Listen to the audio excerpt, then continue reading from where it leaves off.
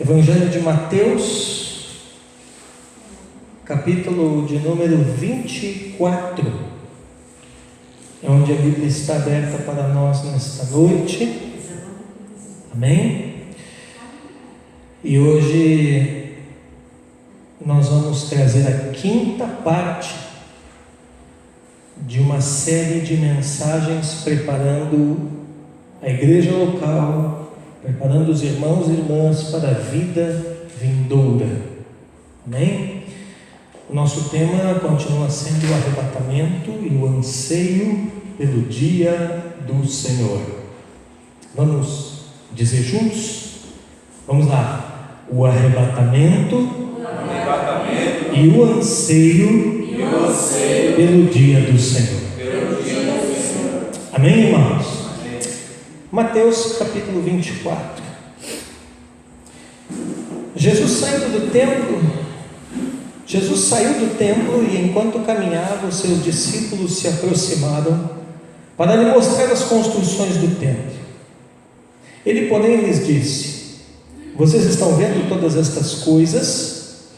Em verdade lhes digo que não ficará aqui pedra sobre pedra que não seja derrubada. Jesus estava sentado no Monte das Oliveiras, quando os discípulos se aproximaram dele e, em particular, lhe pediram: diga-nos quando essas coisas vão acontecer e que sinal haverá da sua vinda e do fim dos tempos. E Jesus respondeu: tenham cuidado para que ninguém os engane, porque muitos virão em meu nome, dizendo: eu sou o Cristo, e enganarão a muitos. E vocês ouvirão falar de guerras e rumores de guerras. Fiquem atentos e não se assustem, porque é necessário que isso aconteça, mas ainda não é o fim. Porque nação se levantará contra nação e reino contra reino. Haverá fomes e terremotos em vários lugares. Porém, todas essas coisas são o princípio das dores. Vocês serão entregues para serem maltratados e eles os matarão. Vocês serão odiados por todas as nações por causa do meu nome. Nesse tempo, muitos hão de se escandalizar, trair e odiar uns aos outros. Muitos falsos profetas se levantarão e enganarão a muitos. E, por se multiplicar a maldade, o amor se esfriará de quase todos. Aquele, porém, que ficar firme até o fim, esse será salvo. E será pregado este evangelho do reino por todo o mundo, para testemunho a todas as nações. Então virá o fim. Quando, pois, vocês virem, situado no lugar santo, o abominável da desolação de que falou o profeta Daniel, quem lê, entenda. Então os que estiverem na Judéia fujam para os montes. Quem estiver no terraço não desça para tirar de casa alguma coisa, e quem estiver no campo não volte atrás para buscar a sua capa. Ai das que estiverem grávidas e das que amamentarem naqueles dias. Orem para que a fuga de vocês não aconteça no inverno, nem no sábado, porque nesse tempo haverá grande tribulação, como nunca houve desde o princípio do mundo até agora e nunca jamais haverá. Não tivessem aqueles dias sido abreviados, ninguém seria salvo, mas por causa dos escolhidos, tais dias serão abreviados. Então, se alguém disser a vocês: olhem, aqui está o Cristo, ou ali está Ele, não acreditem. Porque surgirão falsos cristos e falsos profetas, operando grandes sinais e prodígios, para enganar, se possível, os próprios eleitos. Eis que tenho predito isso a vocês. Portanto, se disserem a vocês: eis que ele está no deserto, não vão lá. Ou se disserem: eis que ele está no interior da casa, não acreditem. Porque assim como o relâmpago sai do oriente e brilha até o ocidente, assim será a vinda do Filho do Homem. Onde estiver o cadáver, aí se ajuntarão os abutres. Logo em seguida, a tribulação daqueles dias, o sol escurecerá, a lua não dará sua claridade, as estrelas cairão do firmamento e os poderes dos céus serão abalados. Então aparecerá no céu o sinal do Filho do Homem. Todos os povos da terra se lamentarão e verão o Filho do Homem vindo sobre as nuvens do céu com poder e grande glória.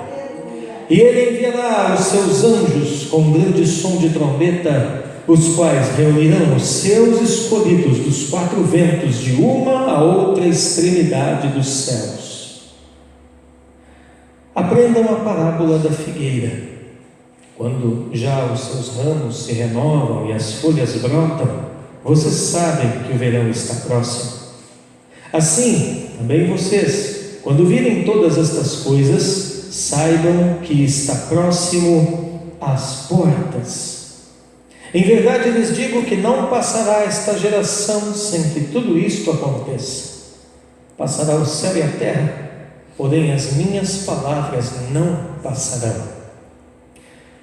Mas a respeito daquele dia e hora, ninguém sabe, nem os anjos dos céus, nem o Filho, senão o Pai.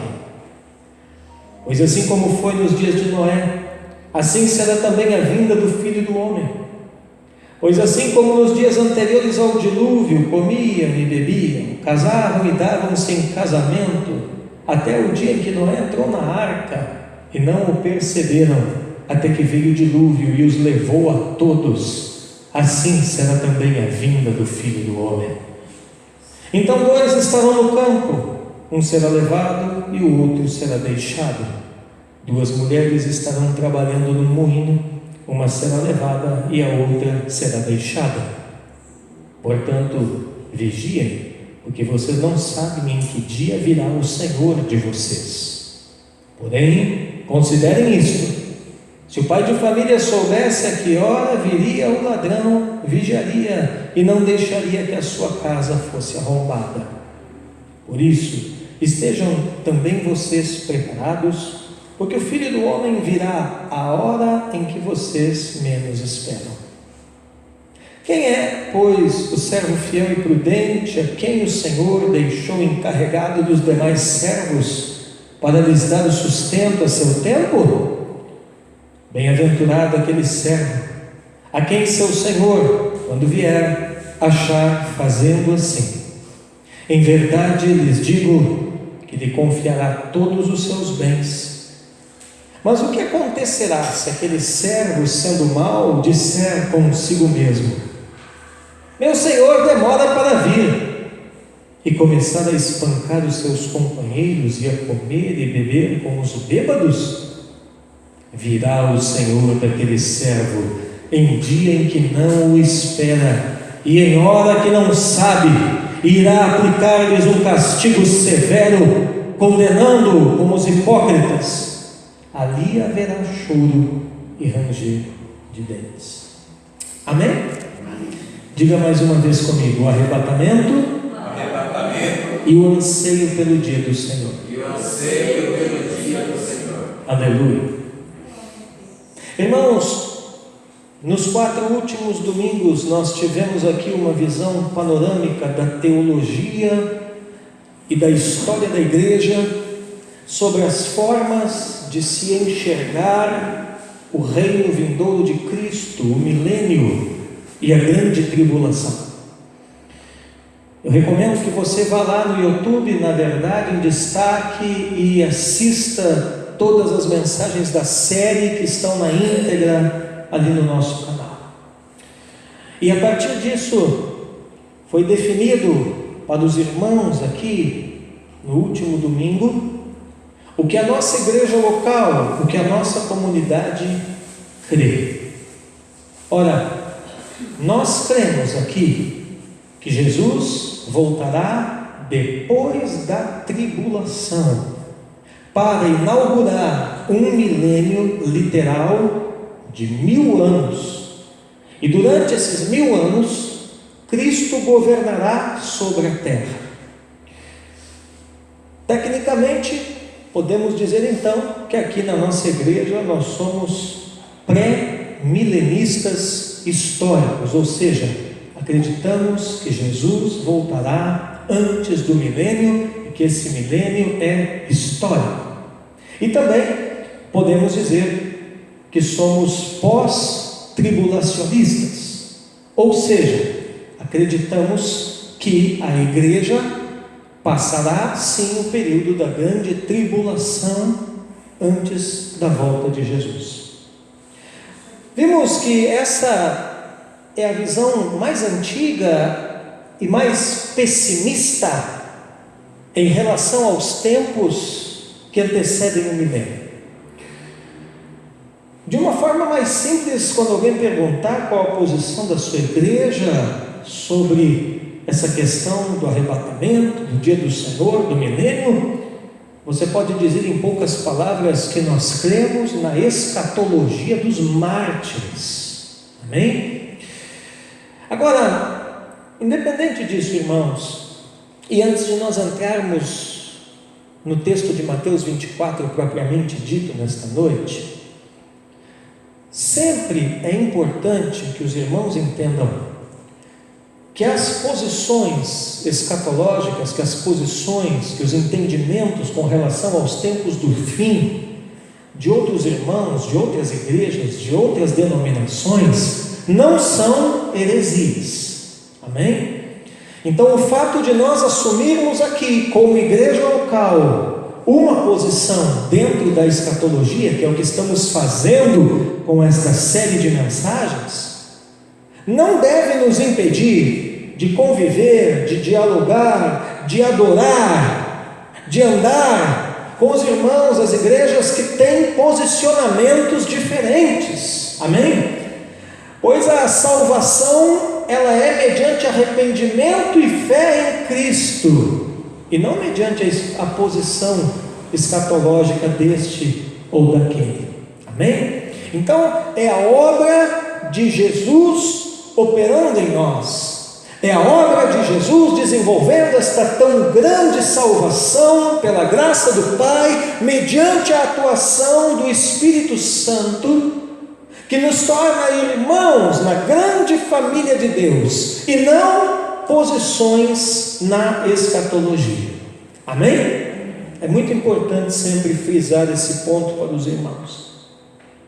Porém, esse pré-milenismo histórico pós-tribulacionista, essa escatologia dos mártires, nos parece aqui na nossa igreja a posição mais bíblica, coerente e fundamentada historicamente. Por isso então que a nossa igreja a adota. Amém? Muito bem. Tendo definido isso, nós vamos começar a analisar, a partir desta ministração, algumas passagens bíblicas que as pessoas usam. Você já deve ter ouvido muitas vezes por aí, talvez alguém no passado até te ensinou assim. Algumas passagens bíblicas que as pessoas usam para defender a ideia de um suposto arrebatamento secreto, e de um arrebatamento que supostamente acontecerá antes da grande tribulação. E ao analisar essas passagens, nós vamos procurar entender se isso de fato será assim ou não. Olhe para quem está do seu lado, pergunte assim para o seu irmão: será mesmo que deixados para trás? É verdade? É verdade. Aleluia.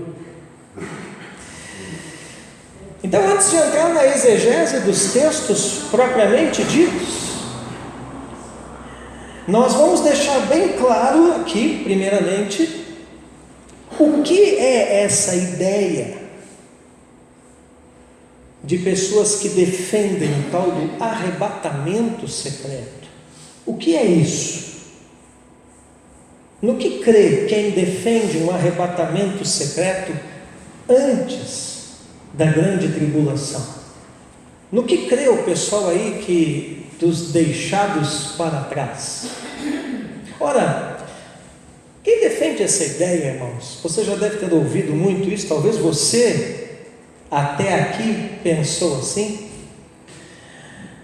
vai dizer que a volta de Jesus pode acontecer a qualquer momento, vai defender uma volta iminente, que devemos estar preparados para Jesus voltar em qualquer momento da história.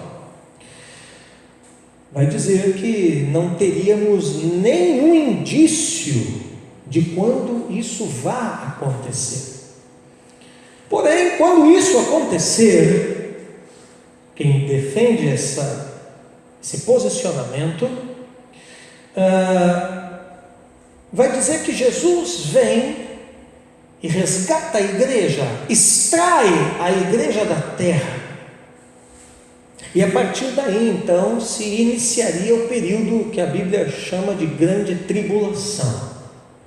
Alguns dizem que a igreja seria extraída da terra antes da grande tribulação, que é um período de 7 anos, né? E outros vão dizer que a igreja seria extraída da terra no meio do período da grande tribulação. Bom, seja como for, quem defende a ideia de um arrebatamento secreto antes ou no meio, que seja da grande tribulação, vai defender, vai acreditar que a igreja não passará pela grande tribulação, não experimentará a parte ruim, a parte difícil, a parte de trevas da grande tribulação. Amém? Eu não estou dizendo que eu creio nisso, eu estou apenas mostrando aos irmãos de uma forma muito panorâmica e geral, no que as pessoas que acreditam no arrebatamento secreto creem, ok? Bom, e a ideia por trás dessa volta de Cristo, assim, repentina, é que Jesus disse que viria como um ladrão, para levar a igreja embora, e então isso pegaria as pessoas de surpresa. Alguns ainda defendem que com a saída da igreja da terra, talvez você já ouviu falar isso, também seria retirado junto com ela o Espírito Santo. E a partir daí então, quem não foi totalmente fiel a Deus e viveu um cristianismo de aparência, seria deixado para trás, né? Iria permanecer na terra para passar pela grande tribulação, assim como os judeus. E ambos, esses que foram deixados para trás, como os judeus, ao término da grande tribulação, iriam se voltar para Deus. E aí Jesus volta lá no final dessa grande tribulação para estabelecer o seu reino. Amém? Então, em linhas muito gerais, isso é um panorama de quem crê num arrebatamento secreto antes ou no meio da grande tribulação. E essa visão, ela é a mais espalhada, não é verdade? Ela é a mais espalhada. Por exemplo, nós vimos no domingo passado, eu trouxe até aqui para mostrar para os irmãos, né? A primeira Bíblia de Estudos que defendeu essa visão, Bíblia de Estudo Scofield, né? Essa visão é a mais espalhada, aí o movimento pentecostal abraçou essa visão. Quem vem de igreja pentecostal aí tradicional, de segunda onda, como eu e a pastora Doni viemos, né? Era a escatologia que nós abraçávamos. E também essa linha é a mais divulgada pelos filmes, né? Graças a Deus que você tem o pastor que prega e você pode recomendar os vídeos no YouTube para as pessoas, mas quem não tem e não sabe explicar essas coisas, você já viu de repente isso por aí nas outras igrejas, né? O irmãozinho perguntava sobre a volta de Jesus, o arrebatamento, e a pessoa dizia: ó, vou te passar esses filmes aqui, você assiste e está tudo certo, você vai entender esse negócio. E por último agora, essa visão foi muito divulgada pela novela de uma grande emissora de televisão, né, sobre o Apocalipse. Muito bem. Mas a pergunta é: será que é isso mesmo? Será que é isso mesmo? Ou essas ideias criaram uma espécie de folclore evangélico? Será que é isso mesmo? Ou essas ideias criaram uma espécie de mitologia gospel sobre o arrebatamento? Aquele negócio do avião caindo, do trem desgovernado, do carro batendo, do cara sumindo e ficando só meia, né?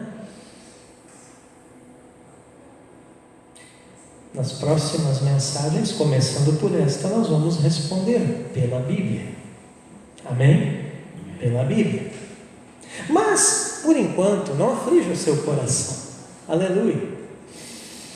Eu estou ministrando essa série de mensagens absolutamente confiando no Espírito Santo, porque isso que eu estou fazendo aqui com os irmãos já no 5º domingo consecutivo, né?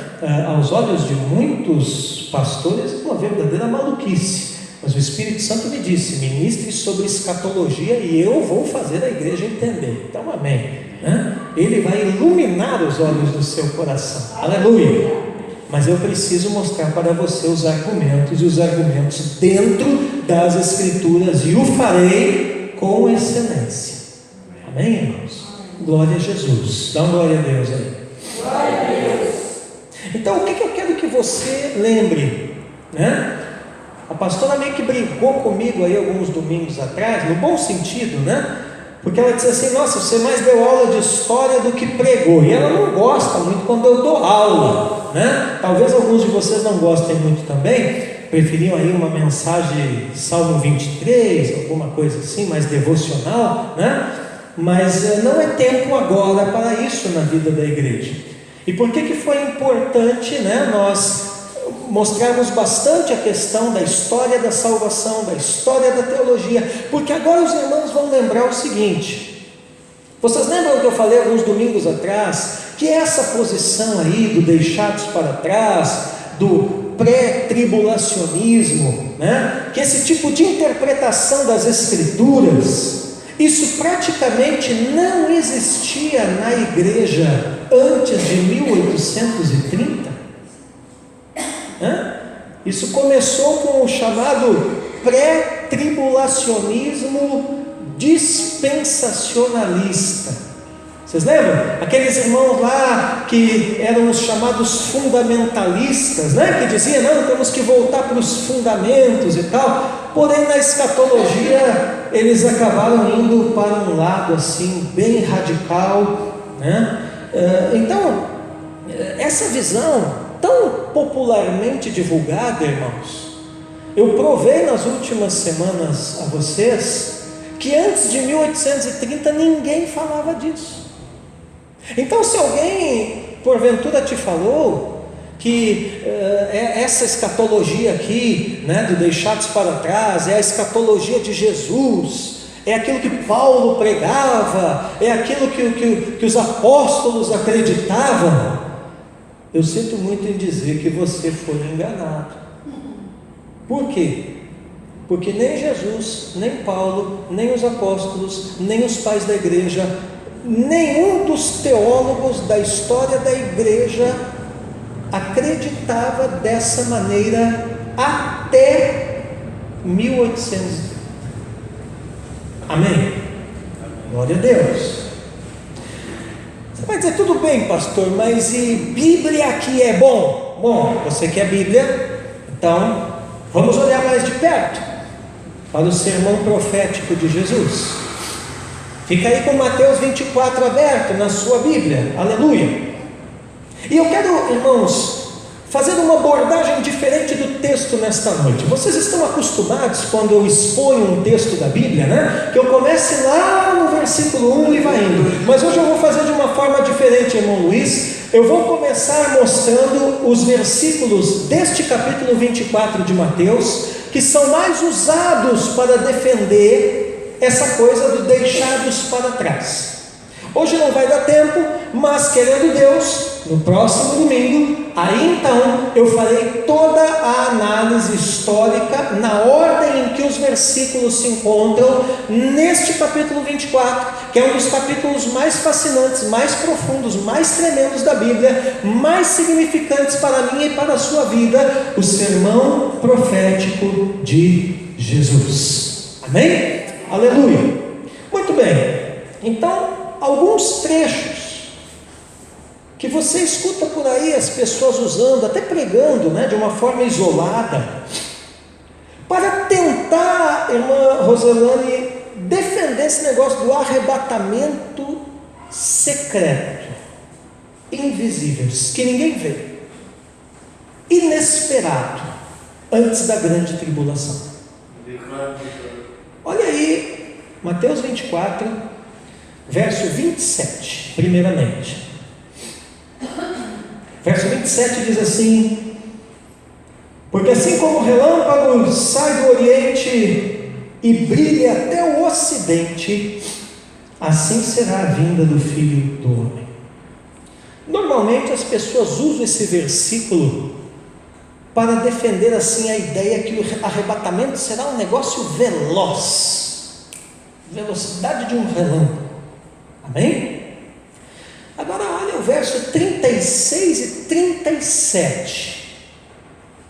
36 e 37, diz assim, o 36: mas a respeito daquele dia e hora, ninguém sabe, nem os anjos dos céus, nem o Filho, senão o Pai. Normalmente as pessoas usam esse versículo para defender a ideia de um arrebatamento inesperado. Agora olha o verso 37.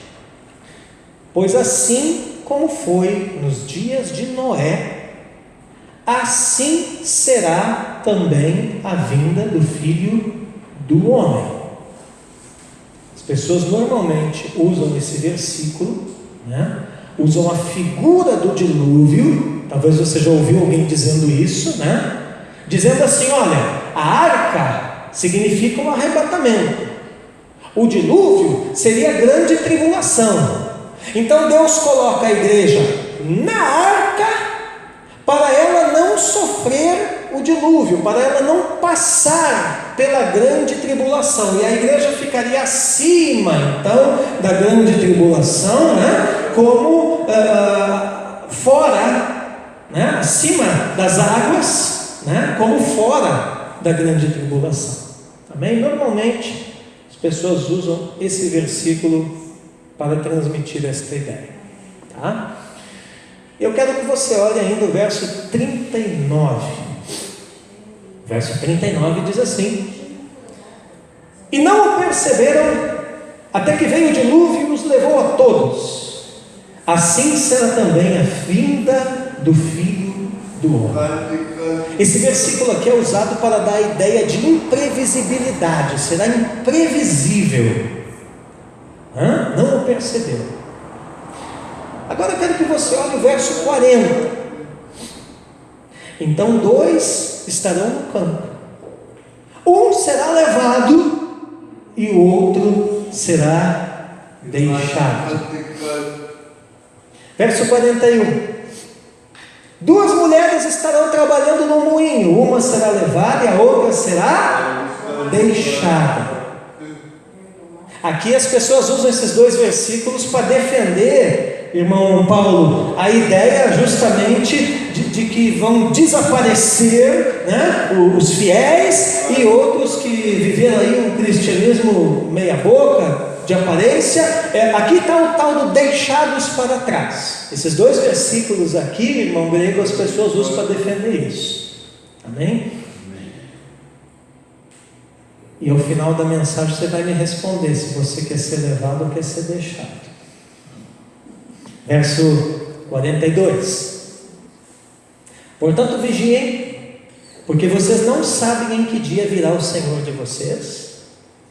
Verso 43: porém considerem isto: se o pai de família soubesse a que hora viria o ladrão, vigiaria e não deixaria que a sua casa fosse arrombada.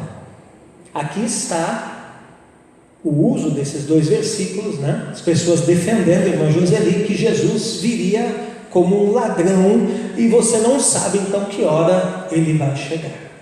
Amém, irmãos? Amém? Agora, minha cara Cristina, olhando para o contexto de Mateus 24,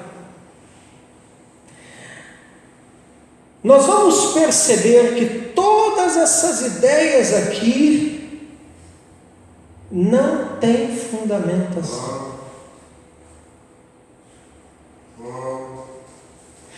Por mais que se veja nesse grupo de versículos alguns aspectos de arrebatamento. Eu não estou dizendo que não vai ter arrebatamento, mas o que eu estou dizendo é que o arrebatamento não está aqui.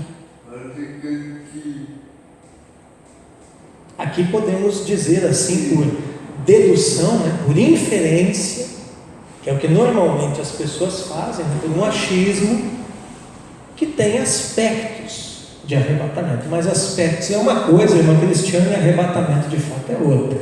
Aleluia. Irmãos, vocês estão me olhando com uma cara que é muito divertido olhar daqui a cara que vocês estão fazendo. Mas eu tenho certeza que ao término da exposição as caras começarão a mudar, porque os entendimentos começarão a abrir. Então, ainda que Mateus 24 fale da volta de Jesus, em nenhum momento Mateus 24, inclusive no original grego que eu tenho aqui na minha mão, fala especificamente de arrebatamento.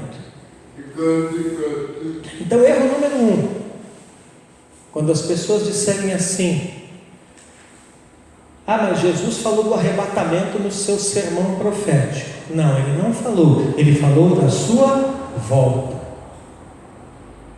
Arrebatamento é uma coisa, a volta de Cristo é outra.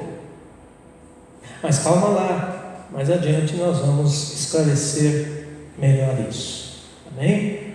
Então é lógico que nós cremos no arrebatamento da igreja, vamos participar do arrebatamento da igreja, antes que alguém me chame de herege. Amém? E é lógico que isso está na Bíblia, aleluia, mas não está aqui. Não é disso que Jesus está falando aqui. Amém? Aí você vai coçar a cabeça e dizer: mas peraí, e Mateus 24, 31, pastor? Será que não dá para deduzir assim, que está falando de arrebatamento? Bom, como eu disse, deduzir é uma coisa, irmão Ivaldo, falar é outra. Se você olhar o verso 31, não está claro isso ali.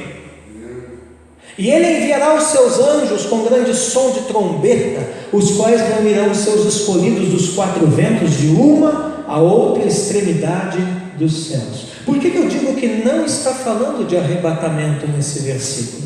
Em primeiro lugar, ele enviará os seus anjos com o quê? Olha a sua Bíblia. Com o quê? Trombeta sim, mas vão estar fazendo o que com a trombeta? Leia. Ele enviará os seus anjos. O que diz aí sua Bíblia? Com poderoso, com grande som de trombeta. Amém? Você já viu algo secreto com grande som de trombeta?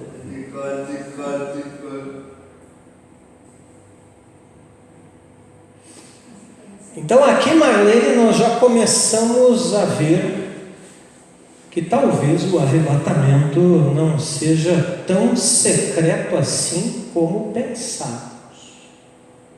Por quê? Porque com um grande som de trombeta. Então isso aqui não é nada secreto. Mas eu quero que você olhe o verso 30. E você vai perceber no verso 30, irmão, que o que vai acontecer no 31, esse negócio de enviar os anjos para recolher os seus eleitos dos 4 cantos, tarará, né? você vai ver que no verso 30 que isso está relacionado com a vinda do Filho do Homem, e não com a saída da igreja da terra. Olha o verso 30.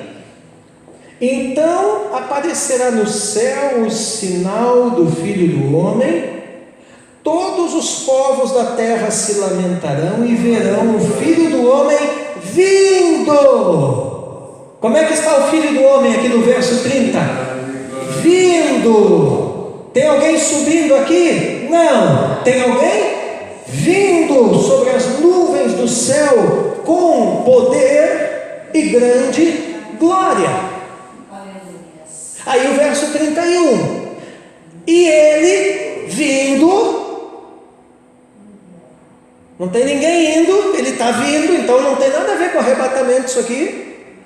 Enviará os seus anjos com som de trombeta.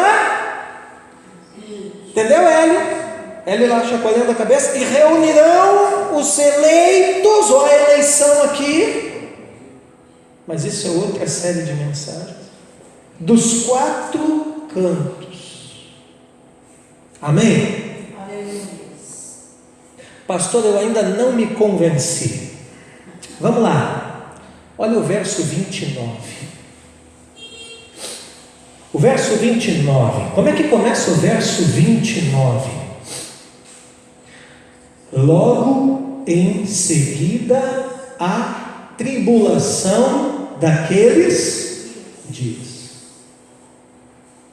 Então, o que isso significa, Sheila?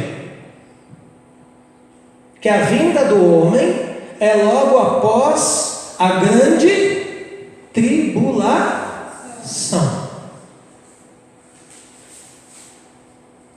E ele está vindo, e vindo enviará os seus anjos para recolher os seus eleitos. Amém? Com grande som de trombeta. O que isso tem a ver com arrebatamento secreto? Nada.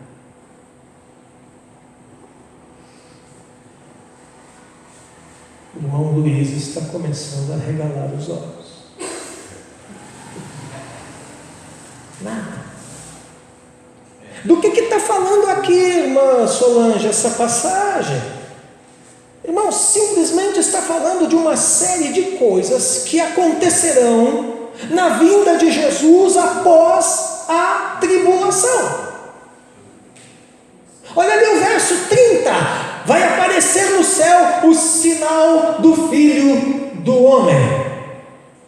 O que é isso? O sinal do Filho do Homem, irmãos, é simplesmente a própria vinda de Jesus. Ele vindo é o seu próprio sinal. Então, se você pensou em alguma coisa assim, neon piscando, folclore evangélico, isso não está na Bíblia. 24:30. Então aparecerá no céu o sinal do Filho do Homem, todos os povos da terra se lamentarão. Olha ali, o próprio versículo explica que sinal é esse. E verão o Filho do Homem vindo. Que sinal é esse? Eles veem o Filho do Homem vindo sobre as nuvens do céu com poder e grande glória. Amém. Então podemos dizer que Mateus 24, do 29 ao 31, que muitos usam para dizer que Jesus está falando aqui do arrebatamento da igreja, não tem nada a ver com isso.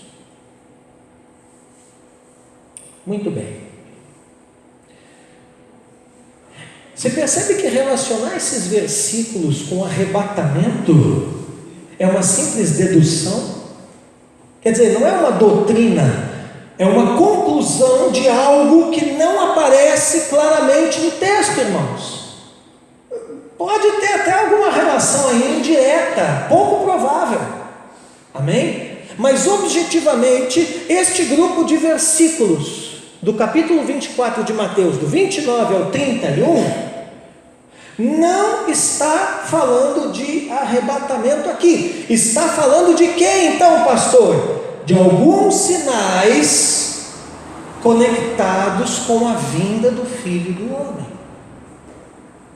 Não tem ninguém vindo aqui, Ele que está vindo, e ao estar vindo, sinais estão conectados com essa sua vinda. Amém? Amém? Irmãos, essa questão do arrebatamento secreto, ela acabou se tornando para a igreja moderna uma base, uma coisa tão forte. Você já percebeu isso? E as pessoas muitas vezes não pensam, não analisam a fundo as escrituras sobre isso e simplesmente vão ouvindo aí o que a novela, o que o filme diz sobre isso e acreditando nessas ideias como se elas fossem verdades absolutas. Será que o arrebatamento vai ser realmente secreto? Olha aqui, doutrinas bíblicas para serem estabelecidas ou defendidas precisam ser vistas com clareza nas Escrituras, sem rodeio. Amém? Jesus é claro quando ele fala as coisas, irmãos.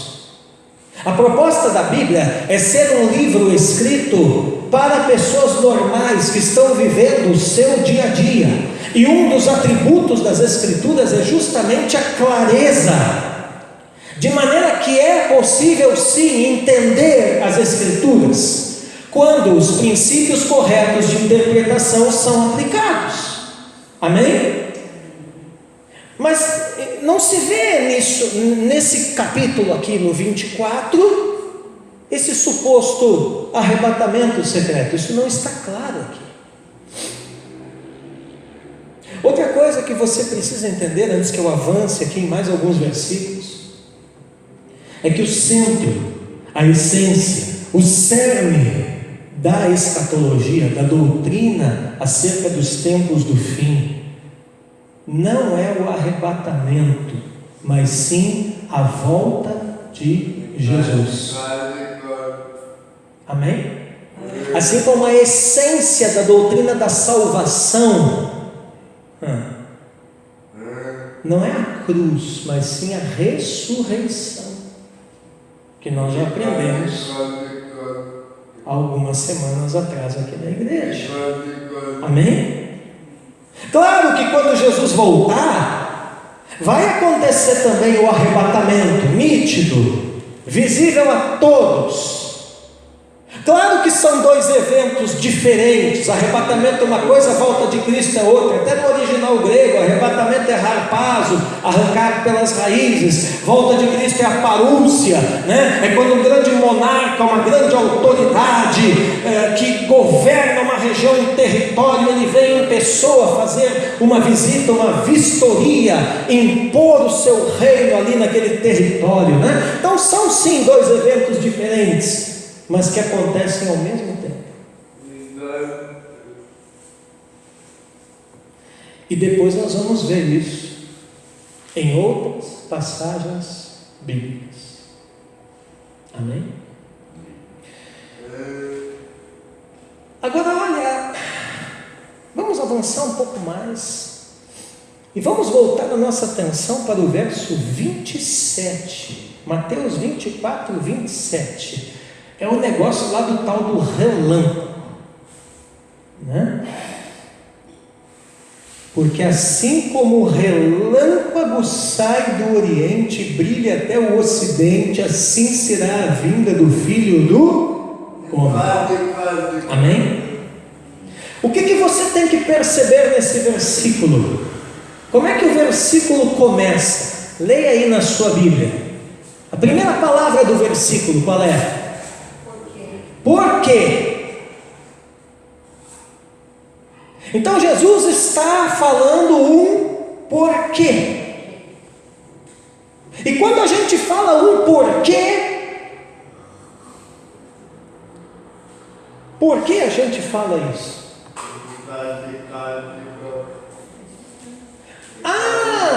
Porque você está explicando algo. Então o verso 27, porque assim como Jesus então está fazendo o quê? Explicando algo.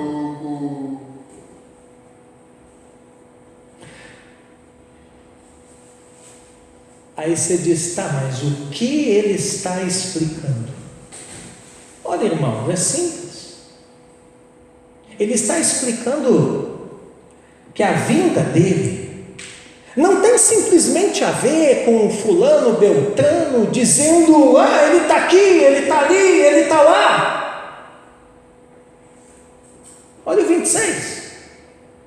Mateus 24, 26, portanto, se disserem a vocês, eis que ele está no deserto, não vão lá.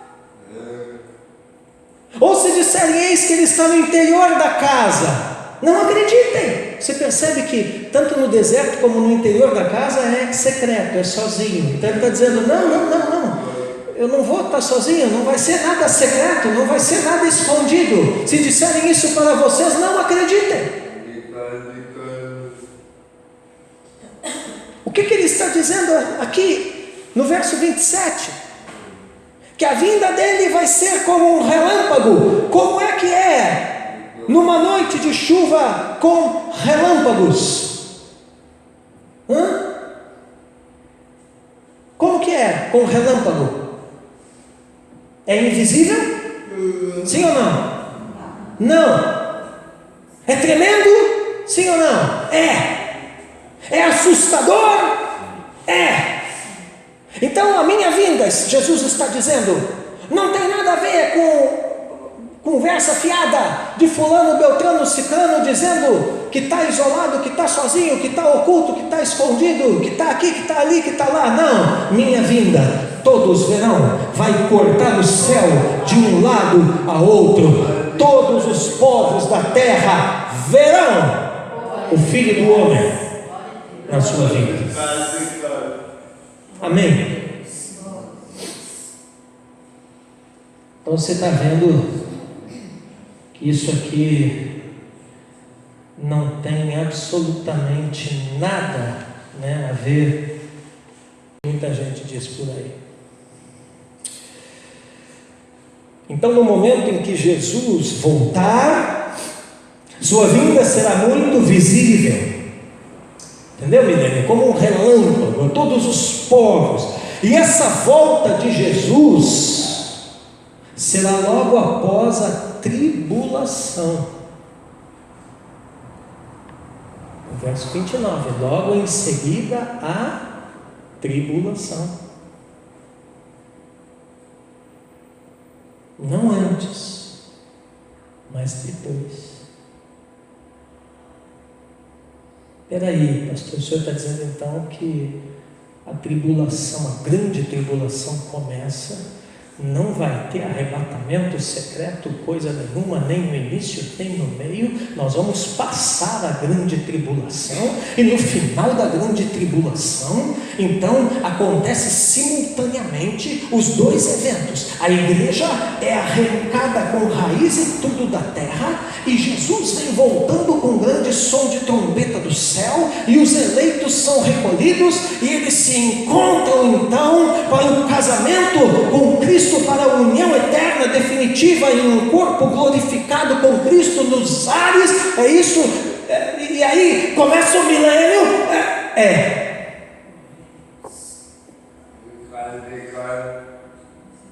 Aleluia.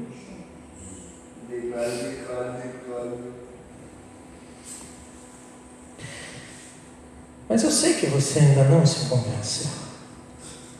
Ainda.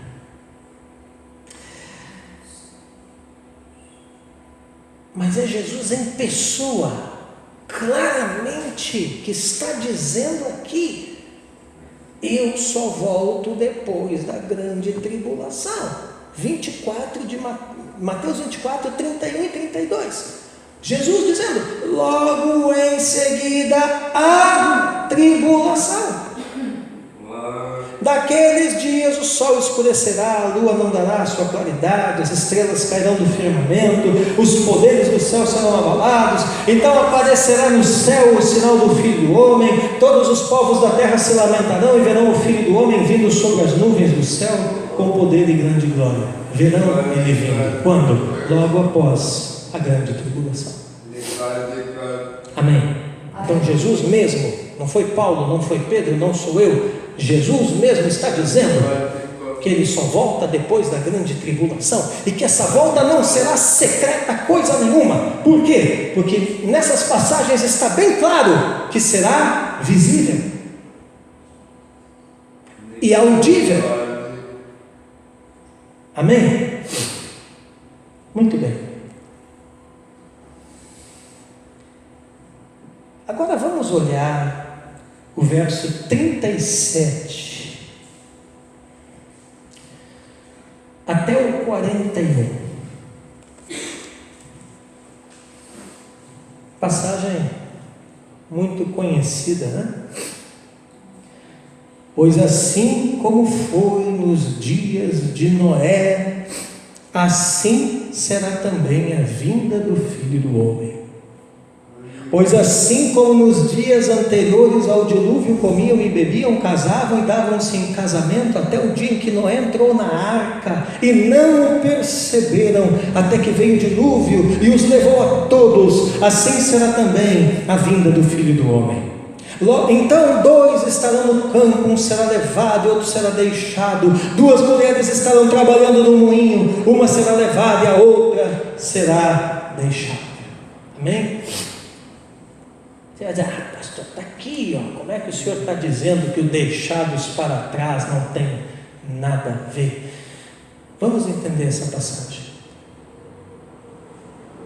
E para começar a entender essa passagem, irmãos, de uma forma correta, a primeira coisa que você tem que entender é o quê? A história de Noé. Então aqui não tem tempo hoje, irmão Luiz, mas eu aconselho que os irmãos em casa vão ler lá na sua casa, irmãos, os capítulos 6 ao 9 do livro de Gênesis. Lá está a história do patriarca Noé. Amém? Mas o que eu posso te dizer é que a história de Noé é uma história de juízo de Deus que vem sobre a terra. Diga comigo, juízo de Deus sobre a terra. Juízo de Deus sobre a terra. E lá em Mateus 24, no verso 39, tem uma palavra-chave para entender os outros versículos que tem a ver com ser levado e ser deixado. Note aqui no verso 39 que Jesus mesmo explica o que é ser levado e ser deixado.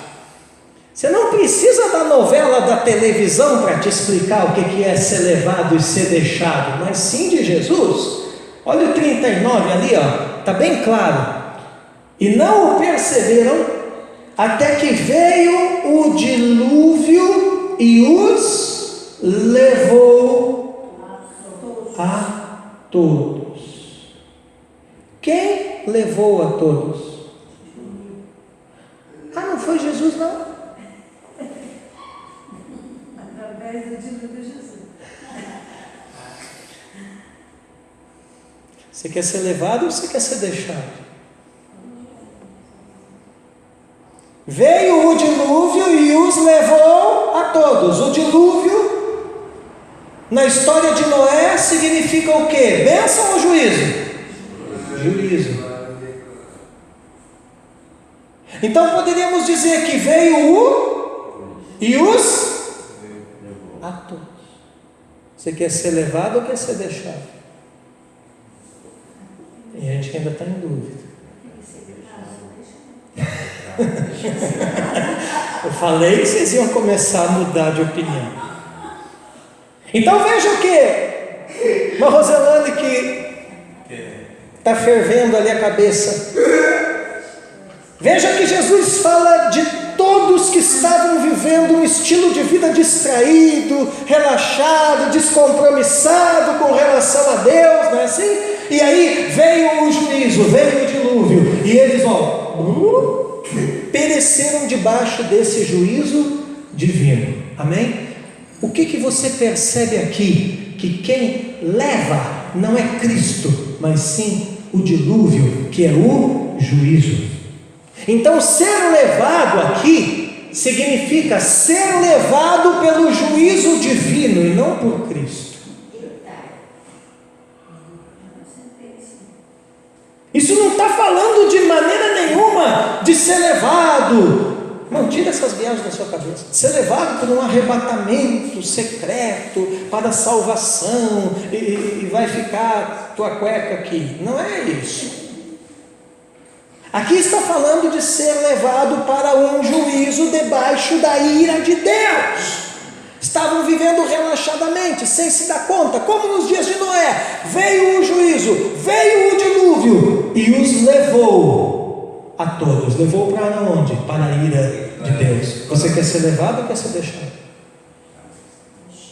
Eu quero ser deixado.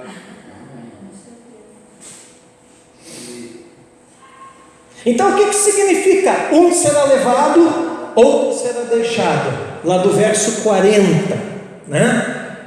Então 2 estarão no campo, um será levado e o outro será deixado. Significa que esses anos da grande tribulação serão um período da história onde Deus vai liberar juízos sobre a terra. Apocalipse fala de 21 juízos divinos sobre a terra. E em meio a isso, as pessoas irão morrer, assim como morreram em meio ao dilúvio nos dias de Noé. Assim como as águas do dilúvio foram um juízo que levou a muitos, os juízos divinos na grande tribulação levarão a muitos. Pastor, ainda não me convenceu. Abre rapidinho sua Bíblia em Lucas 17, 26. Lucas 17, 26. É o relato do evangelista Lucas da mesma passagem. Amém? É o mesmo sermão profético de Jesus aqui relatado por Lucas. Lucas 17, 26. Amém? Diz assim: assim como foi nos dias de Noé, será também nos dias do Filho do Homem. Comiam, bebiam, casavam e davam-se em casamento. Até o dia em que Noé entrou na arca, veio o dilúvio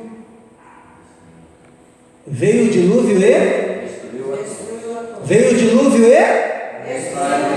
destruiu a todos. Então você percebe que o ser levado de Mateus é narrado por Lucas como ser destruído. Ser levado é ser destruído pelo juízo divino na grande tribulação. É disso que Jesus está falando. Nada a ver com arrebatamento isso aqui. Então um será deixado significa que alguém será destruído. Amém? E Jesus, tanto em Mateus como em Lucas, não está falando de ser levado pelo arrebatamento, mas de ser levado pelo juízo de Deus para a destruição. Então aqui tem mais uma prova que Mateus 24 não fala nada de arrebatamento. Amém?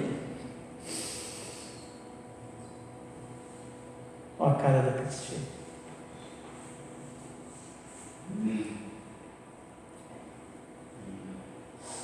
Onde que vocês vieram congregar, hein?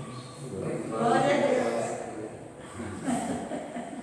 Então eu quero dizer para os irmãos o seguinte, já estou indo para o fim da mensagem, para nós ceiar. Quero dizer o seguinte, irmão, é hora de nós deixarmos para trás o deixados para trás. Senão, acabaremos crendo de forma distorcida em coisas que a Bíblia não diz e acabaremos sendo passados para trás.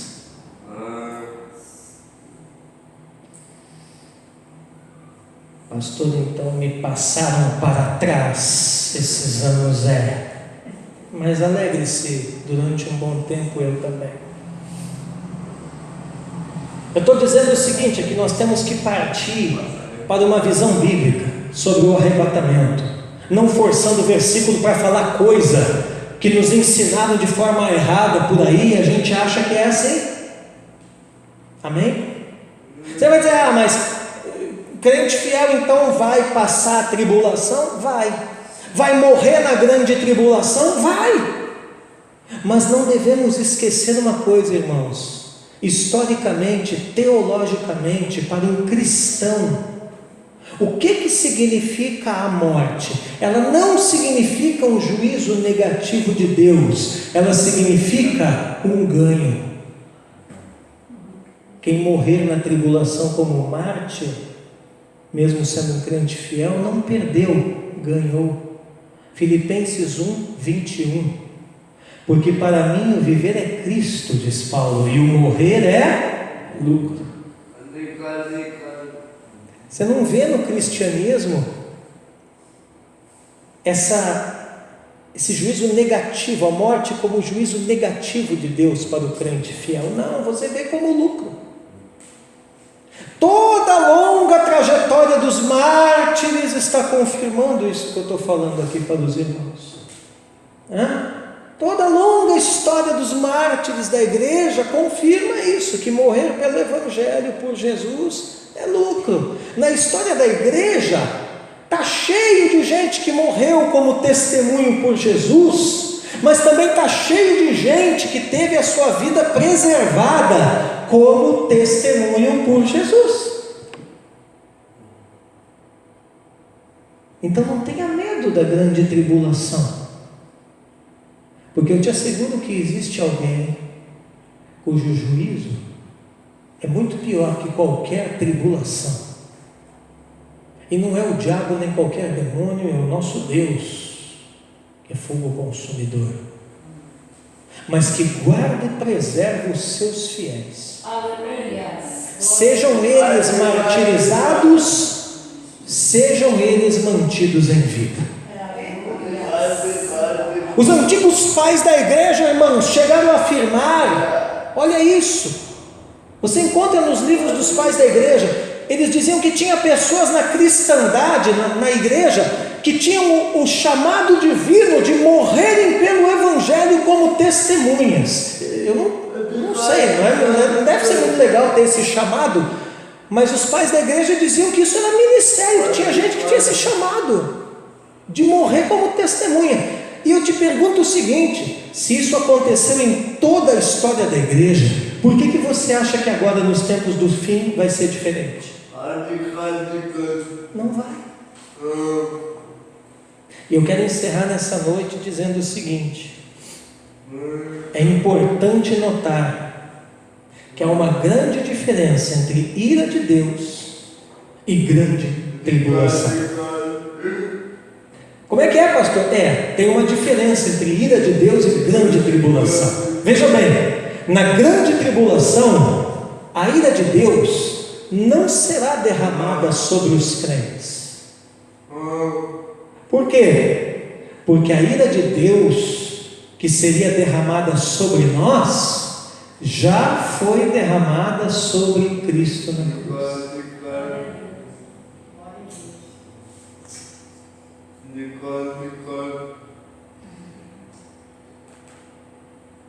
Essa ideia, vou passar a grande tribulação, a ira de Deus vai vir sobre o mundo, vai vir sobre mim também. Não, se você é crente fiel, ela já foi derramada sobre Cristo na cruz para não precisar ser derramada sobre você. Amém? Aleluia. Gálatas 3:13. Gálatas 3:13. Cristo nos resgatou da maldição da lei, fazendo-se Ele próprio maldição em nosso lugar, porque está escrito: maldito todo aquele que for pendurado em madeiro. Você acha que isso é só para agora? Não, isso é lá para o período de grande tribulação também. Claro que os crentes sofrerão perseguição por parte do anticristo, embora eles sejam protegidos, libertos da destruição. Amém, irmãos? Mas Deus os guardará. Glória a Deus. Aí você vai dizer assim: tá, pastor, me convenceu. Se Mateus 24, então, não tem nada a ver com arrebatamento, aonde na Bíblia fala de arrebatamento? Você quer ser levado ou quer ser deixado? Ainda estou em dúvida. Eu quero ser deixado. Aonde na Bíblia fala de arrebatamento? É o que nós vamos ver nas próximas mensagens, próximos capítulos. Amém? Então, se eu fosse você, eu não perderia por nada o próximo domingo, porque nós vamos ainda em Mateus 24 ver coisas tão tremendas sobre os outros versículos, irmãos. E aí eu vou explicar um negócio lá também do inesperado, né? E aí nós vamos começar a caminhar para um outro trecho da Bíblia, que esse sim está falando sobre o arrebatamento. Amém?